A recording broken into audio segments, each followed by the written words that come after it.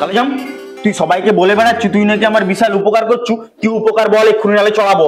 হাট মারা, উপকার না তো কি ওগুলা বল শুনি, কি উপকার করেছি তুই? উপকার ভোর 5টার সময় ঘুমাই সেট, যাতে তোমার দোকানে চুরি না হয়। সম্পর্ক বদলে গেল। রাস্তায় বৌদিদের পেছনে কুকুরের মতন ঘুরি, যাতে বৌদিদেরকে খারাপ নজরে না দেখতে পারে, আর বৌদিদেরকে কেউ টোট না কাটতে পারে।